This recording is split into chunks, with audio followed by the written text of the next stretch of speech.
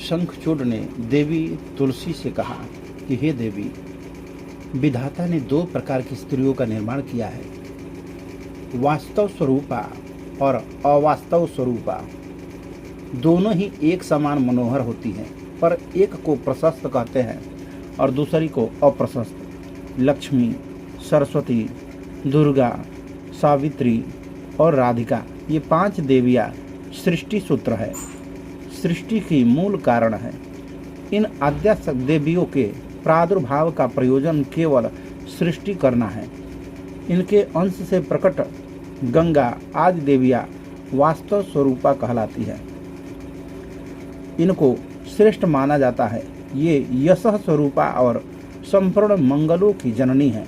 सतरूपा, देवहूति, स्वधा, स्वाहा, दक्षिणा, छायावती, रोहिणी, बरुडानी, सची, कुबेर पत्नी, अदिति, दिति, लोपामुद्रा, अनसुईया, कोटिवी, तुलसी, अहिल्या, अरुंधति, मेना, तारा, मंदोदरी, दमयंती, वेदवती, गंगा, मनसा, पुष्टि, तुष्टि, स्मृति, मेधा, कालिका, वसुंधरा, खष्टी, मंगलचंडी, धर्मपत्नी मूर्ति, स्वस्ति, श्रद्धा, शांति, कांति, क्षमा, निद्रा, तंद्रा, क्षुधा, पिपासा, संध्या, दीवा, रात्रि, संपत्ति, धृति, कृति, क्रिया, शोभा, प्रभा और शिवा।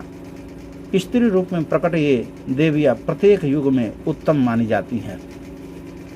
जगदम्बा की कला के अंश से उत्पन्न जो स्वर्ग की दिव्य अप्सराएं हैं, उन्हें अप्रशस्त कहा गया है। अखिल विश्व में पुंचली रूप से ये विख्यात हैं। स्त्रियों का जो सत्व प्रधान रूप है वही ठीक है, उसी को उत्तम माना जाता है। विश्व में इन साध्वी रूपा स्त्रियों की प्रशंसा की गई है। विद्वान पुरुष कहते हैं इन्हीं को वास्तव रूपा कहा जाता है। रजो रूप और तमो रूप भेद से कलाओं में अनेक प्रकार की स्त्रियां प्रसिद्ध हैं। रजोगुण का अंश जिनमें प्रधान है वे मध्यम श्रेणी की है, क्योंकि भोगों में उनकी नित्य स्पृहा बनी रहती है। सुख भोग के वशीभूत होकर वे सदा अपने कार्य में संलग्न रहती हैं। कपट और मोह, ये 2 दुर्गुण उनमें निवास करते हैं। कभी भी उनके द्वारा धर्म के अर्थ का यथार्थ पालन नहीं होता। अतः रजो रूप प्रधान स्त्री में साध्वीपन का आना संभव नहीं। विद्वान पुरुष इसे मध्यम रूपा बतलाते हैं। तमो रूप दुर्निवार्य है।